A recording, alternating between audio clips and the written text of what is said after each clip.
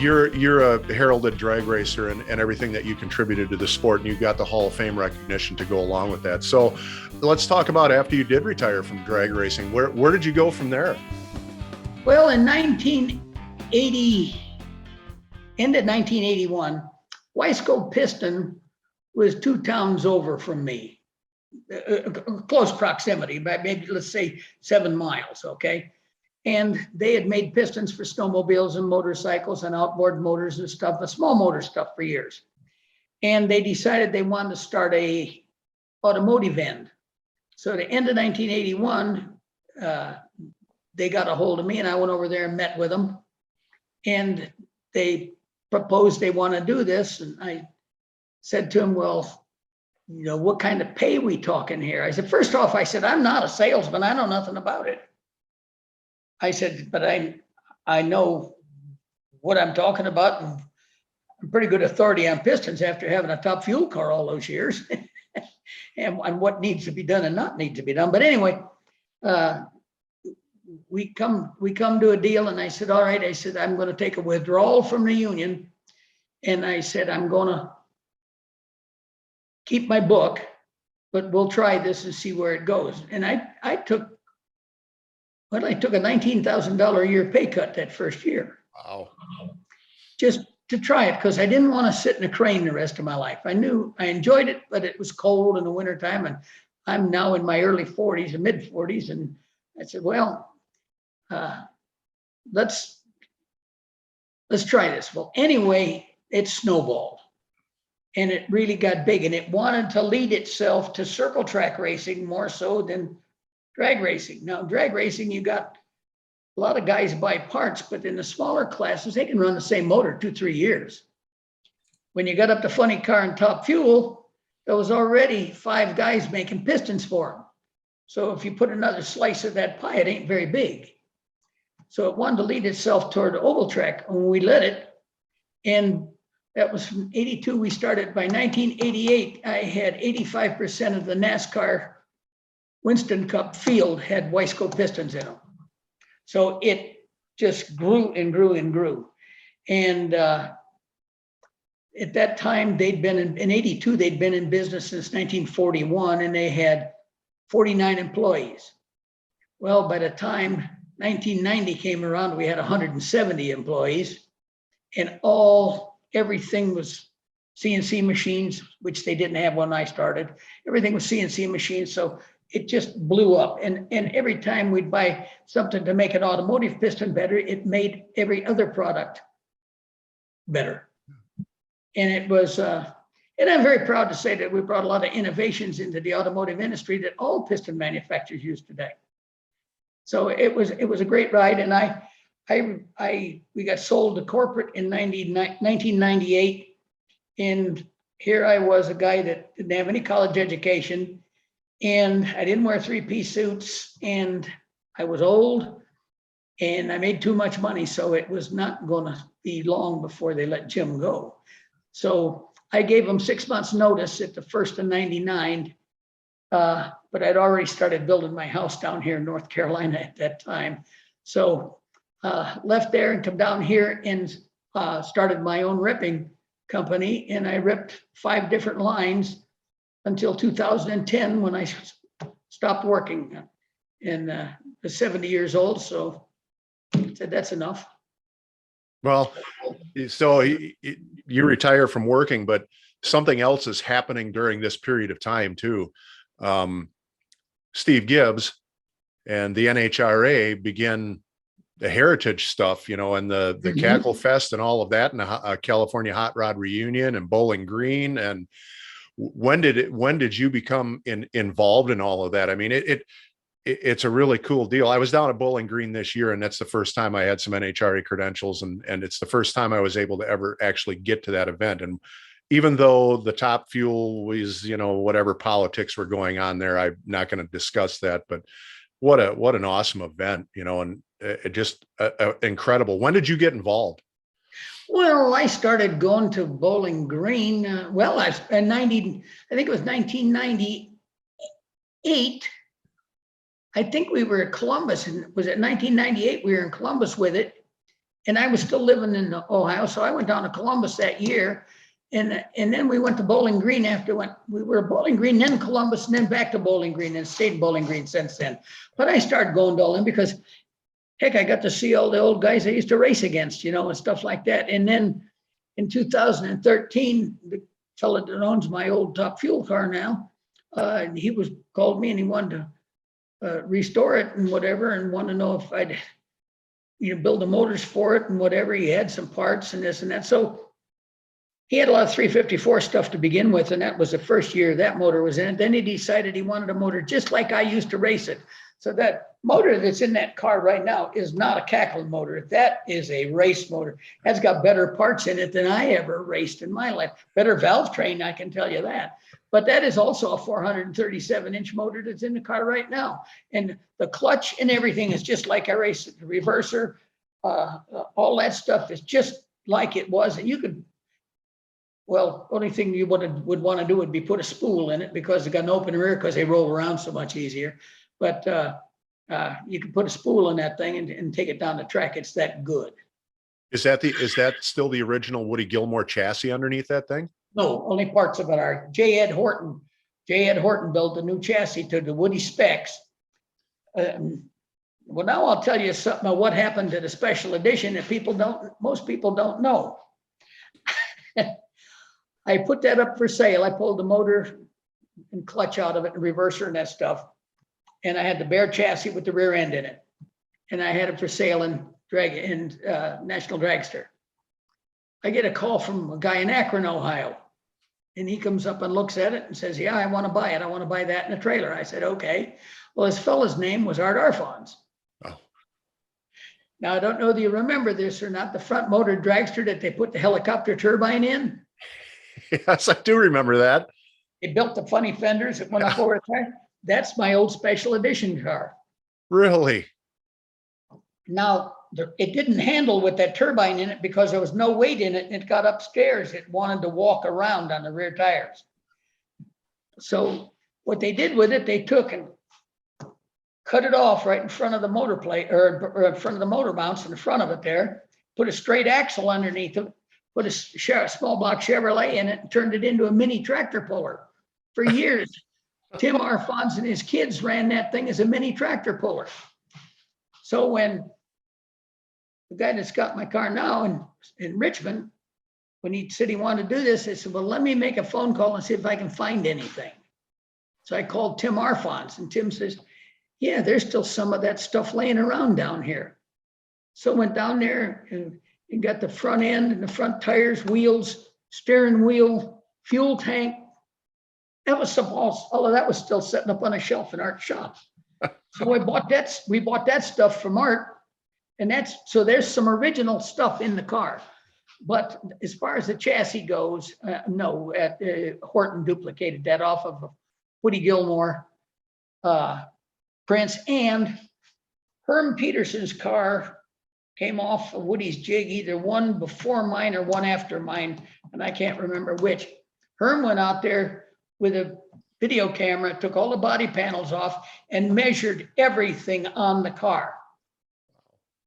So when he'd want to know something, we'd throw the VD in and look at it, and they'd get the dimensions off of that Herm would give them off of that, and they laid the car out, plus the blueprints and stuff. That's how that car was built. So it's an identical Woody chassis.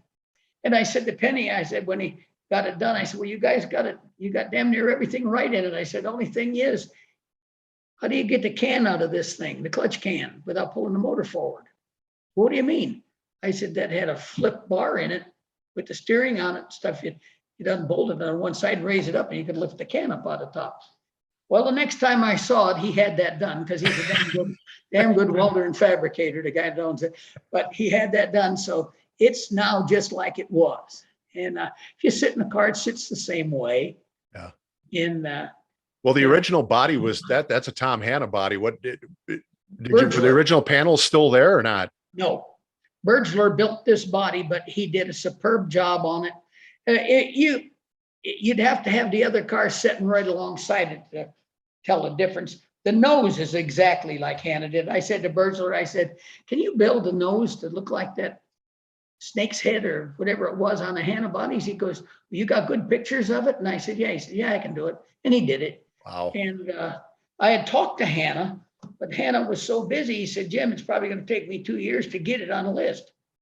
So, and he gave me a price, which was a little tall, but about half of what normal people were paying or other people were paying because I'd already had a Hannah body on the car.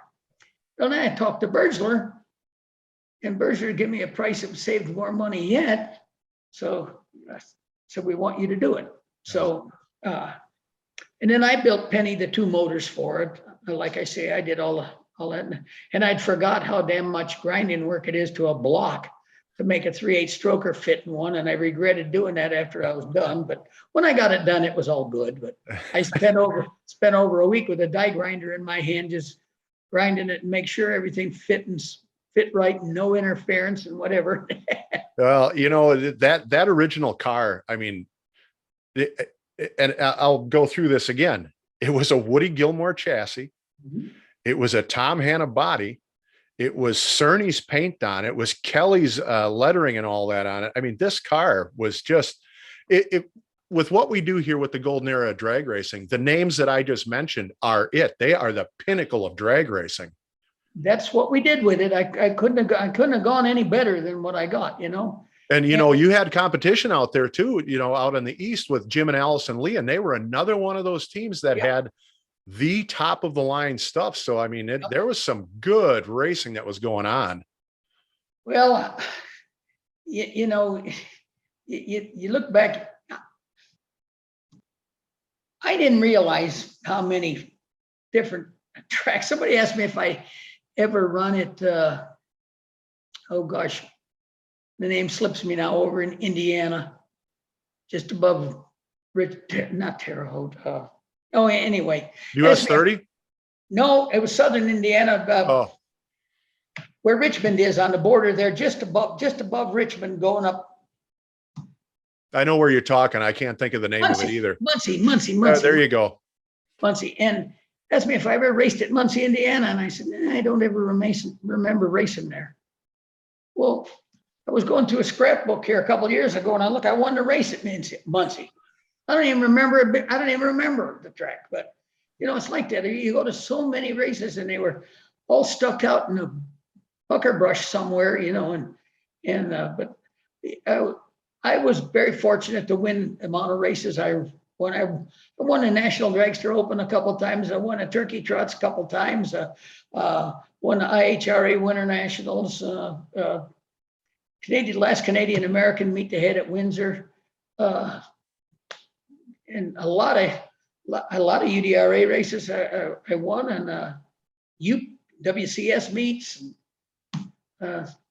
You can't keep track of them all, because I was never one to worry about pictures or articles in the paper. I didn't have time. You know, I didn't have time to talk to those guys when they come around and talk to you at the racetrack, because I was busy. Yeah. You know, I regret that now, because I don't have those pictures. And we used to send out to try to get some sponsorship from a manufacturer or something. So you'd take 2 or 3 of your pictures that you had, and you'd send them with your proposal. Well, you never got those pictures back. I don't have the amount of pictures I should have for what I done all those years, but that's okay. Yeah. Well, you know, the racetracks back then, let me tell you about why I got hooked on drag racing. And did you ever race up at Great Lakes Dragway at Union Grove? Yes. Yeah. One time I did up there. I always had something closer than to go up there. I just only ever got up there once. Well, that track was like so many other tracks back in the day. And what hooked so many of us into drag racing was going out on a humid summer night, the crappy wooden bleachers, the lousy lighting, the smell of beer and brats coming from behind you, the smell of nitro and the sound of cars in the pits and the greasy guys working it. It was just the entire atmosphere. You either loved it or you didn't love it. And the first time when I was 8 years old going to the drag race, I walked into that atmosphere. The sun had gone down already, and there's a cloud of nitro, and Big Daddy's down in the pits warming his car up. There's a cloud of nitro, and it was instantaneous for me. And those days of drag racing to me are what really hook people into the sport. Yes. And, all these tracks unfortunately are gone now, but we still have our track here at Great Lakes Dragway. And I'll tell you what, the atmosphere is still the same. It's why I love going down there yet. Yes. I never drove a car on gas. I never drove a dragster on gasoline, ever. Really? I sat right down on the top. I went from a B modified production and a D gas to top fuel. Well, there's a hell of a switch. As far as drag racing went, but of course I've been messing with the midgets and stuff like that. So I got a picture around here somewhere of myself leaning against a 32 Ford Highboy with the license tag on the front of it. It says 1951, and it was parked next to our barn with an Arden flathead in it. Oh, jeez. And I wound up selling that Arden flathead whole assembly, and he's got it on one of those motors down at the museum in Florida. Wow. And that car belonged to a guy from friend of the family that couldn't keep it at his house. So under a tarp next to our barn was a 32 Highboy in 1951 with an Arden overhead in it. Wow, you talk about history. Speaking of history, when did you guys never even realize what you were doing back then? You didn't realize the impact you were going to have for people like me, generation forward. You were just out there racing. And was there ever a point where it occurred to you that, hey, we really did something cool back then? We really did something special. Did that ever occur to you at some point? I don't know as I could say it really occurred to me like that. I knew we were doing something that we wanted to do. And I guess I got to say, I did it for me, and I never worried much about those people in the stands. They were there to watch it, but I never realized we made such an impact on it. It was nice to be recognized by people just by the look on your face, or your facial picture that who you are. And I still get that today. People, aren't you Jim Walther? And that's somebody I hadn't seen in 40 years. Will come up to you and say that. And I'm proud of it by all means. I mean, it was a time of my life that I just loved. Yeah. And I had a family that went along with it. And I had a wife of 60 years that never complained about it at all, with all the traveling and this and that. But I always made it a point my whole career, Randy, to never spend $1 of my paycheck on a race car. Oh, really? That was my family's. And I did for years. In the early years, I'd come home from work and I had something lined up, a brake job, an exhaust system, tune up, oil change. So I did something every night to make cash money. And that was my race car money. And that's how I did that. And I'm proud of that fact. I mean, that even if I was going to California for a couple of weeks, she'd get a check out of the race car account for my paycheck for those 2 weeks, as if I was home working. So well, it sounds like you did it the right way. There was a lot of guys that lost their families and wives trying to chase the drag strip, I guess what made me want to do that is I saw guys and their kids walking around with no shoes on their feet, or pants that were so wore out, and wives dressed terrible, and because all the money went to race car, and I didn't want that. Yeah. But that's a personal thing for people, I'm not saying everybody else is wrong. That's just how I wanted it. Well, this period of drag racing, I've always divided it up into a couple of different sections, coming out of, I told Carl Olson one time that I always figured one of the big dividing lines in drag racing was the last race at Lions in 72 was kind of the end of an era. And we move forward into this revolutionary kind of superstar, going for the speed and the NHRA points and all that. I mean, it just was a kind of and you were right there in the middle of that era, and you kind of stepped out of it right when that next era began. If I would have lasted in my own mind, if I would have lasted 2 more years, that's when all the sponsorships come into it. Yeah. And, but I didn't. I called it when I called it, and so be it. You know, I didn't go to racetracks much for a couple of years. When I finally stopped, I just, you know, I was bitterness, I guess you could say.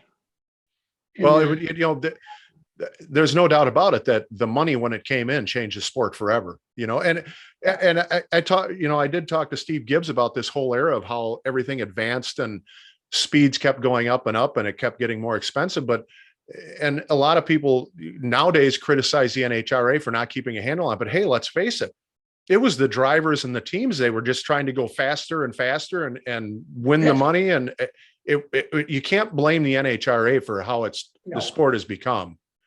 That's what drag racing is about. Who can go the quickest and the fastest? Yeah. I mean, it has been. I personally don't like it today like it is, because I don't think somebody sitting in the stands can tell you the difference between 270 and 330 mile an hour when they go by. That's funny. I've heard that exact statement from multiple drivers now. And it's funny you would say that, because I totally agree with that. We went to the US Nationals, the year of COVID. We went to the US Nationals. It was like 50 people in the stands because they were basically giving tickets away. And it was just sort of a sterile kind of race. Everybody made their pass. The passes all looked the same. And the only time the crowd ever got fired up during that entire race was when there was a bit of a pedal fest between two teams that had everybody on their feet, but then everybody sat down and was on with the race again. So, I mean, there's something that's been lost in the character of the race. Yeah, it's almost boring to an extent. Now, and the money that it costs to run one of these things today. Hell, if I was a millionaire, I don't think I'd build one. No, it's just not the nostalgia car. To me, they still got a little something going for them, you know. And I'd like to see that come back myself more than nostalgia stuff. And well, I think it is. I mean, you got groups like Jim Young's group out there that are, you know, that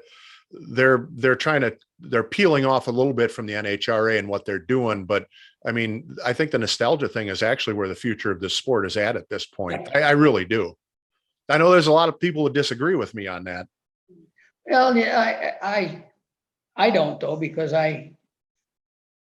you know, we could all go in each other's trailers and talk to people. You could go borrow something if you needed it. If a guy needed a hand, yeah, take the motor out of my car, put it in yours. You know, it was that kind of deal. And everybody was friendly. I mean, very few people had ill feelings about other racers, you know. And well, and it's to this day why when you go to an event like the Holly National Hot Rod Reunion, or you go to Steve Gibbs' deal, you know, the Nitro Revival, it's like it's like hanging out at a family reunion. It's the most amazing thing.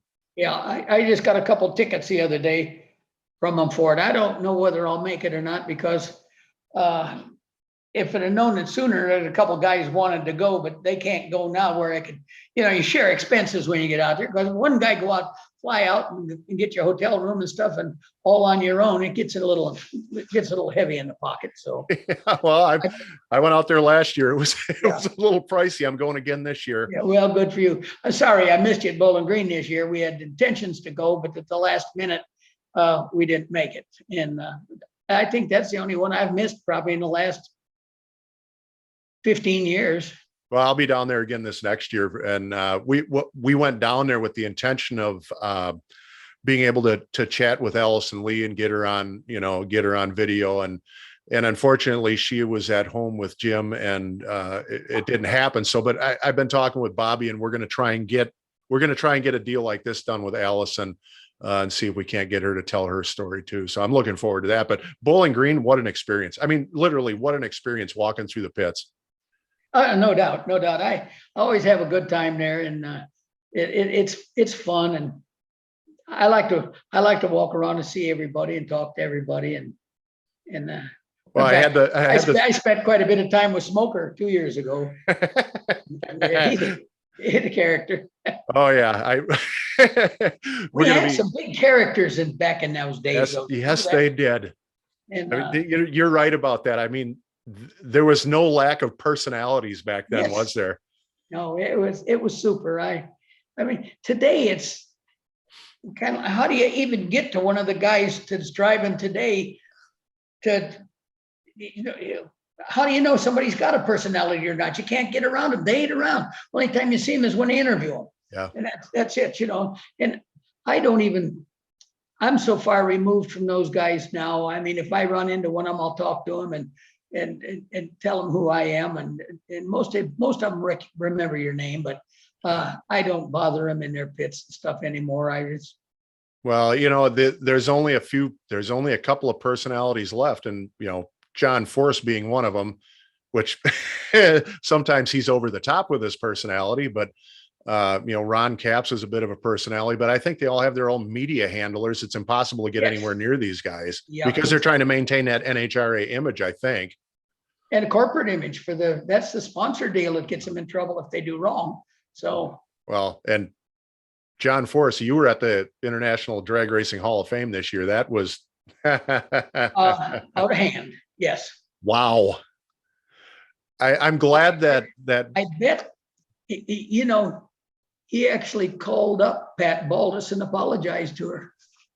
yeah, I know he called Don Smith too and apologized to Don Smith. I was at Don Smith's table that night, and Gotcha. I felt so bad for John Toll, who had to get up and do the induction speech for Don Smith. And I'm like, wow. John looks at me before he goes up there. He goes, how the hell do I follow that? And I'm like, you got me. But anyway, it happened. It was something, you know, Masters edited that whole section out of the video before they republished it. But I pulled out my cell phone and I actually captured that whole thing, and it's never going to go anywhere, but I've got it.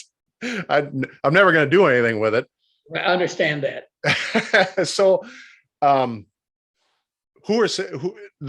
kind of wrap this thing up, you know, one of the main themes of all these interviews is I find out about all the friends that were made along the way, all the dear friends. Who are some of the friends that were most influential for you along the way, along your drag racing career? Oh, to start with, I guess in the early days, Skeeter Jordan from Cleveland, and I don't know whether you know Skeeter or not. He's in rest home now, but he worked for Lakewood for a lot of years, and he gave me a hand to begin with to get me on the right track because he'd helped some of the other dragster guys around Cleveland. He helped me out to begin with, but I guess I learned most of the stuff myself up until a time that I started with Ed Pink and put the Pink stuff, put that motor in, and Ed showed me an awful lot of tricks. And I really appreciate the help Ed Pink gave me through the years. And there's a funny thing about talking about Pink. I'm one of the few guys that had an open account with Ed Pink. If I could get my car apart and see if I needed anything before 8 o'clock Ohio time, I could call him in California, be before 5 o'clock his time. He'd have it on the airplane that night. It'd be in Cleveland for me the next day. So, I mean, if I needed something drastically, I could do that. I didn't call that favor in very often, but it could happen. So I learned a lot from Ed. I guess Art Crispin taught me how to read a spark plug better than anybody else did. As far as other racers go, first time Pat Dakin ever sat down in a fuel car was I let him warm my car up at Milan, Michigan. Wow. He'd been driving Rupp's gas dragster, and he got out of the car. The goggles were about half filled with water when he got out. And then I picked Patty up and took him to Gainesville with me in 70. I took him to 71. I took him to Gainesville with me and won the turkey trots down there. So I got a picture of Patty with hair down to about here. And then he started driving a fuel car, and him and I have been very good friends. As a matter of fact, he called me up 2 weeks ago after he ran. He did make his last pass in the car up at 131 a couple of weeks ago. Okay. And Spencer made one lap, Patty made the other one. And he called me up first thing Monday morning. He says, I've taken my last ride. Oh. And he said, I put my suit on and got in it. And he said, holy crap, it scared the hell out of me. How's he doing anyway? How health? He's doing fine. He's Okay. putting some weight back on. His cancer's gone in his throat. Good. So they conquered that. So he was good. Robert Frakes was a good friend. I helped when Robert went to Top Fuel. I helped Robert get all on the right path in there. I mean, he was a good friend. Just so many nice guys that you met out there. Paul Candies was he was a really good friend. You could always talk to and get stuff out of. Other racers, they're about all of them were to me on kind of the same level. They were just on the same level I was. So I think we all treated each other about the same. And Big Daddy, him and I had conversations about clutches going back to about 1970 on what to do with clutches and this and that. And I ran at Gainesville at the Gators. I ran the first set of big tires on a back motored car that Goodyear came out with, and everybody was shaking bad at that time. Yeah. And I ran that big tire, and the old man was watching. And he come running over when I got back to the pits. He says, it didn't shake. I said, no, it's smooth as hell. He says, let me try them. So I said, take them off. So here comes TC, takes them off to go over, bolts them on the old man's car. He goes out and goes down through there, brings it back, put it back on my car, took some rims over and had big tires put on his car. But that's him and I were pretty close through the years. And we could talk to one another on a level that meant things, you know. And the old man, we didn't have computers there, but that guy had a computer in his head. He remembered everything of what he'd done at this track a year ago to make it successful. I mean, not necessarily notes written down. He just remembered stuff. And I told him, I said, you had a computer on your car before anybody else. What do you mean? I said, your head.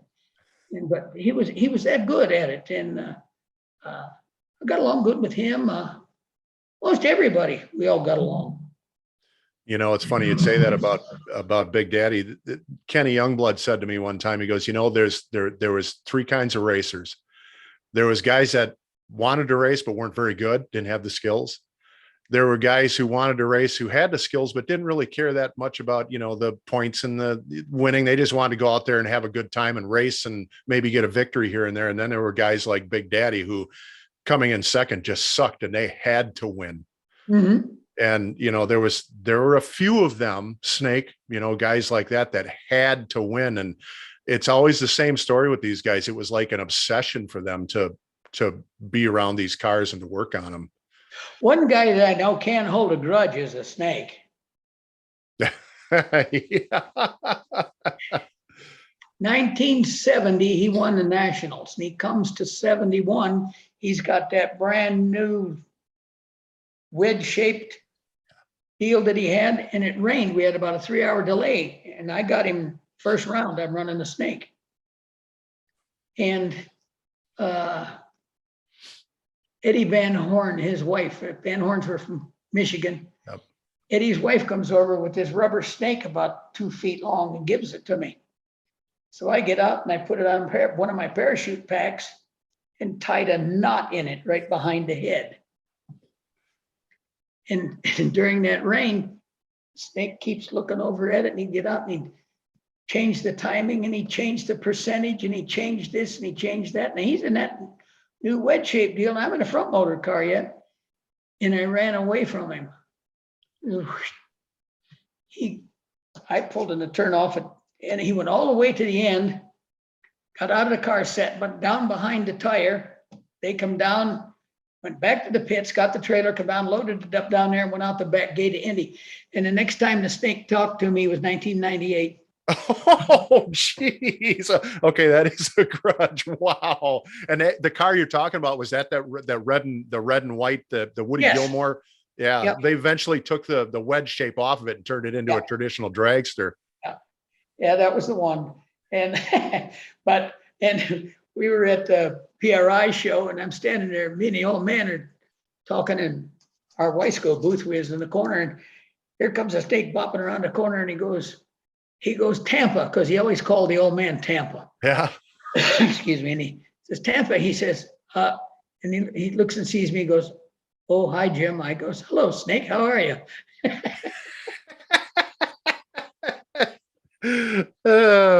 Well, I don't know why I held a grudge against you. That car was that car was not going to win races the way it was set up. That I think tying that snake in a knot had something to do with it. Well, it wasn't getting beat. I believe it was the snake that I had on there. That's good. Just one of the stories that you have from the old days. A weird thing that happened. I think we were running Pomona, and we kept getting rained out. It could have been 72. And we kept getting rained out. No, maybe 73. But anyway, they decided they're going to ask a bunch of racers to come to Magic Mountain, and they're going to film this thing at Magic Mountain. I don't know if you ever heard about this or not. Oh, no, I haven't. The amusement park. Well, now, you don't ask a bunch of funny car and top fuel racers and some of your good sportsman racers and stuff were there to come and drive around Magic Mountain. Now, the little cars that normally go in the track, they take them out of the track and they put us on the walkway. So Magic Mountain's closed on Monday. And it's drizzling, it's wet, but we're going to have some fun. So what is the first thing a bunch of drag racers are going to do to that little Briggs motor in there? Dave Bortman's riding with me, and I said, take your shoelace out of your shoe. He goes, what for? I said, just do it. We'd gone about 200 feet, and I pulled behind a building, hooked it on the governor, like that. And I said, okay, Bortman, you got the throttle, I got the brakes and the steering wheel. Well, now we took that 10, 12 mile an hour deal and turned it into about a 35 mile an hour deal, right? But everybody else was doing it too. And I believe we made 2 laps before we were supposed to line up. Well, in those 2 laps, I saw Perdome get run through a fence. I saw Ruppendaken run over a row of saplings about yay big around. And Billy Myers took the complete front end out from underneath one of them on a boulder. Well, after 2 laps, they stop us. Now, instead of lunch at noon, now they're going to give us lunch at 11 o'clock. Well, when we come back from lunch, there was no more of those cars. Were on the Dodgems, the ones with the pole up on the electric on the top of them up there. Now there's 2 guys in each one of those now. But we did more damage to them damn things than you could shake a stick at. Now, what was their thinking? And it was NHRA and a publisher of one of the publishers. And Randy, I can't remember who, but you talk to some of the guys if they ever raced at Magic Mountain on that deal. But I know we were rained out at Pomona. I'm sure it was Pomona. But you don't take 20 or 25 guys up there and put them in these cars and think it's not going to raise hell. Somebody didn't think that through. I can tell you. Go ahead, Jim. It only took 2 parade laps to make them decide they didn't need it.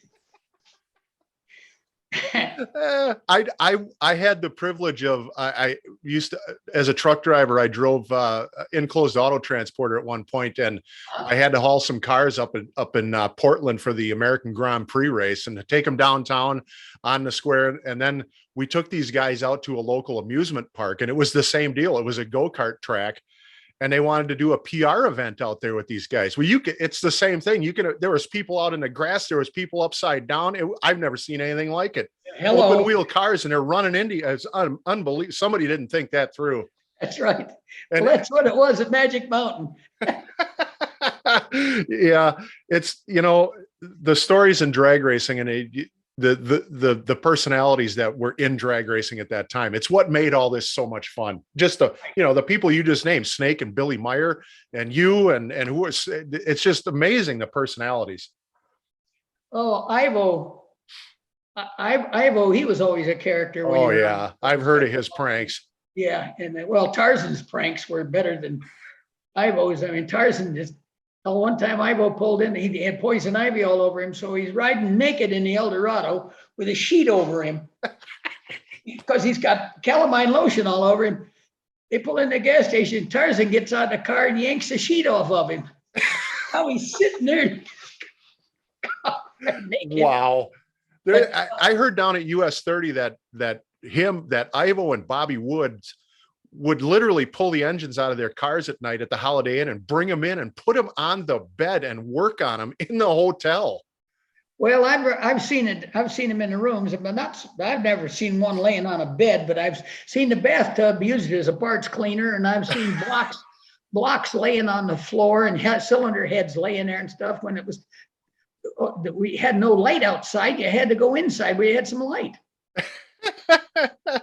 I know what that hotel at US 30, the Holiday, and I'm sure they all have the same reputation. This is one that's close to me though. So I've heard the stories that the hostesses and the cleaning ladies were told not to go in the rooms when the drag racers were in there. So what happened was, you had them all out on the patio doing whatever obscene things they were going to do out there. It was a different time. Ivo had a glass jug about, I guess maybe 1.5 feet high.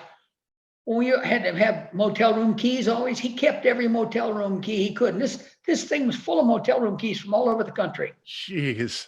Yeah, Ivo to me was as great a drag racer as there's ever been. Yeah. That guy could make a car go down anything, and he drove Top Fuel. He drove the 4-wheel deal. He had funny cars. He had jet cars. Ivo was a showman with them. He really was. Oh yeah.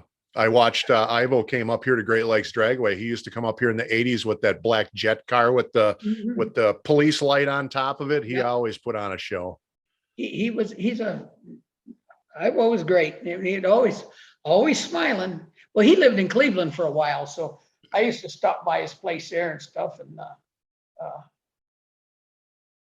well, one thing that I came up with this list, and you were a one national event winner, and it happened to be the world finals, in Tulsa. And I was looking through this list of guys that were considered one hitters, but it's not true. Just think of the names on this list, and I got it right here: Johnny Abbott, Terry Capps, Ron Capps, Larry Dixon Sr., Clayton Harris, Jimmy King, Lucille Lee. The list: Don Moody, John Mulligan, Bill Mullins, Jimmy Nix, Bob Noyce, Carl Olson, Herm Peterson. The names that are listed on this as one event winners or two event winners really doesn't tell the story of this whole era of drag racing when you put it in terms of how many national NHRA event wins do they have, because I couldn't believe it when I came across this list and realized that these guys had only won one or two national events because they're so legendary. Well, here's my take on that. There was so few national events back in those years that it's not like you have 26 of them today or whatever it is.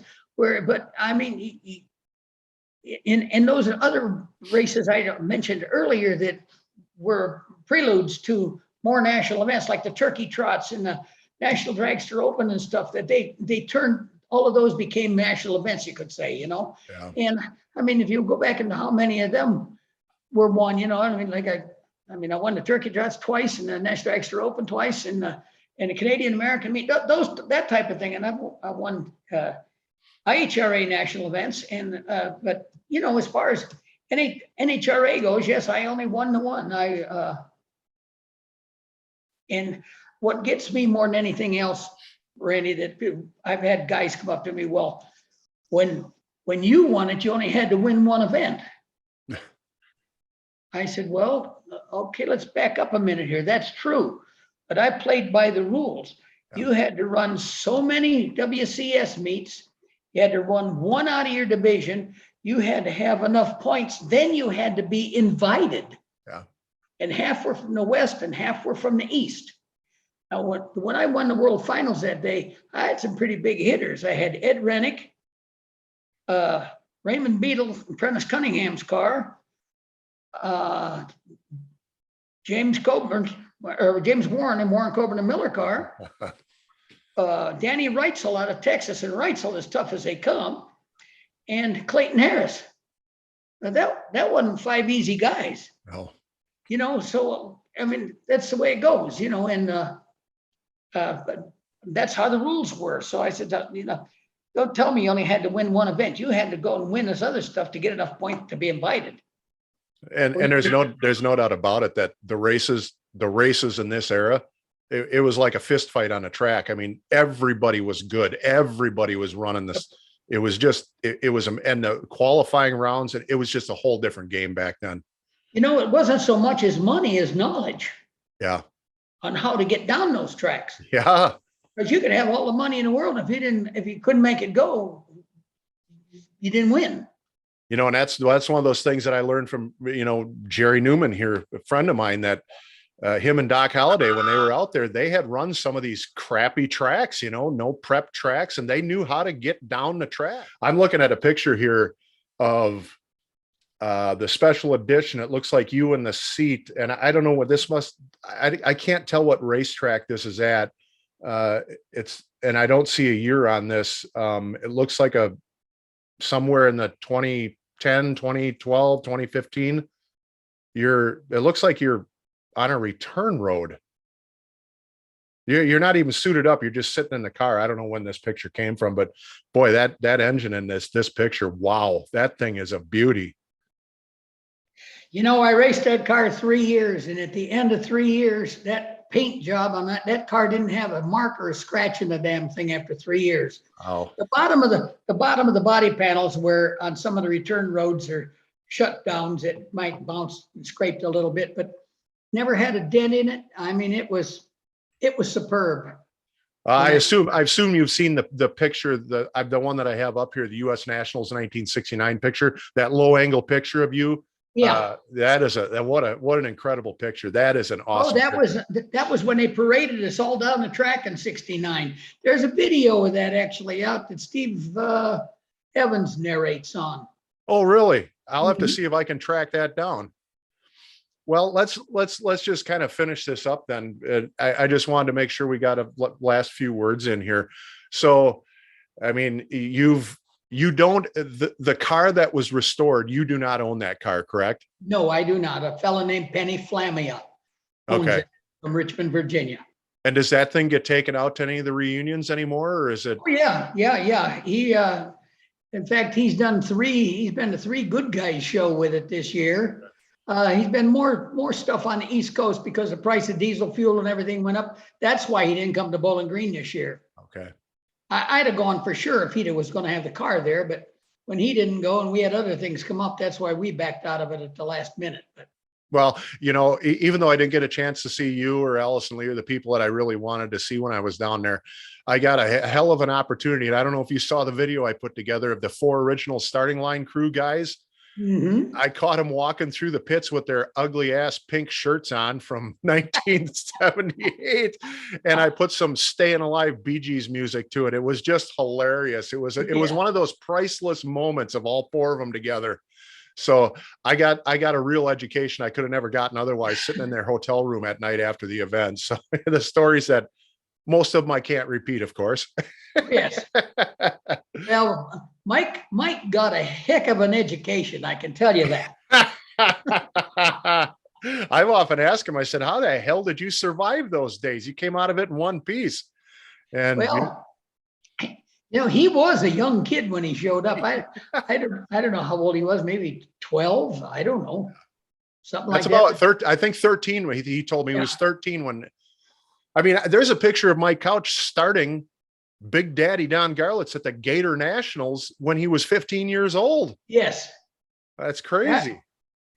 Him and Daryl Gwynn. Daryl used to ride around on his bicycle and come ride them. Go, hi, Mr. Walther. How are you today? You know, and then Daryl went on to fame, you know. Yeah. Well, so what's Jim Walther up to these days? What keeps you occupied these days? Well, I've sold off. I built a number of hot rods through the years and street rods and stuff. And I sold my last one about a year and a half ago, I guess. I have a little 2004 SSR pickup truck that I play with. That's been lowered and it's black and it's kind of neat and it's just a little toy. And but Mom and I drive it around town all the time. That's our go-to vehicle. It's only got 14,000 miles on it, and it's 19 years old, but got that. I play golf a couple times a week. I still am able to shoot in the mid 80s, so I'm holding my own on that. And I don't know how much longer I'll be able to do that. Sure can't hit it as far as I used to, but I still golf and I do all my own yard work and things like that. I stay active. I'm still, as long as they keep making replacement parts, so I am all right. Yeah, I don't know about you, but I plan to live forever. So, Well, I'm hoping to, but it's, 83 here, so it's looking a little on the narrow side on that tall end right now for me. But we're still doing good. We're having fun, and we still go places and do things, and we're on the run. Well, I'm not a vegetable yet. Well, I just want to say, as we close this out here, that for guys like me, when you quit racing when I was 12, 13, 12, I was 12 years old when you quit racing. So for guys like me who, got into drag racing in the early 70s and went out there for it, it's just, I want to thank you for what you did for me, for the passion for the sport. I never had the money or the means to be able to race myself, but I never missed a race that I was able to get to, because it was all about, and it is still to this day for me, it's about the people. It's not, the race cars were cool. And I'll admit it, the funny cars, when the funny cars came out, we all wanted to go to every funny car match race we could get to, because they were such works of art. But it was always about the people. We spent more time in the pits than we ever did watching the race out on the track. And that's why I do what I do, because it's all about the people. And I want to thank you for being part of that back then. Well, you're more than welcome. And I want to thank you for what you're doing here with the golden era of drag racing. I mean, somebody's got to do this. And Max what's her name? Rudka, Tracy Rudka. Yeah. She's been interviewing people for this, I guess, for probably 12 years now, but nothing's ever happened to all of those recordings and stuff that all of us made for. I wish somebody could get a hold of them from her, where you could put a DVD together on that. I love to see it happen. Well, because younger people today don't know what we did. The people did, because when we were kids, what the first thing you did, you put dual exhaust on your car and dual carburetors and stuff like that. Now they put a bigger stereo system in it. Isn't that the truth? I mean, we never had any money, but we were always out screwing around under the hood of our cars. The coolest thing you could do was put a 4-barrel on it, man. Get rid of that crappy 2-barrel and put a 4-barrel on. Yep. But we don't do anything fancy here. Nothing I do is fancy. We just want the stories told. And, Mike Couch has been instrumental in this, and Steve Gibbs has been instrumental, and a couple of other people, John Toll, Henry Walther is now on board helping us out. So yeah, my brother from another mother. There you go. He's going to like hearing that, because I'm sure he's watching this. But I've had a lot of people come on board to help me with this, and it's been just a treat to be able to talk to people who I had their posters hanging on my wall when I was a kid, and now I'm able to talk to them and hear the stories. It's an amazing thing for me. Well, I'm just glad I was able to do it. And I was born and raced in it at the right time. Yeah, and it was the right time, wasn't it? Yep. We'll never see those times. Drag racing is what I went through. Yeah, we'll never see those times again, unfortunately. But so, Jim, I thank you for being here. I'm hoping to meet up with you either at the Nitro. Hey, if you need a hotel room to hang out in, I got 2 king beds, and we whatever. If you want to come out there, we can share a room with you. But I'm hoping to maybe see either there or down at the Bowling Green next year. We'll be there. I'll see it. You're going to be at the inductions, the Hall of Fame inductions again. Oh yeah, we'll go. I'll see you down there for that. I'm sure me and Mike Couch will be hanging out at the Gators. So we'll have to go to the bar. Hey, well, we're gonna have to do that. I want to hear some more stories that I can't air live here.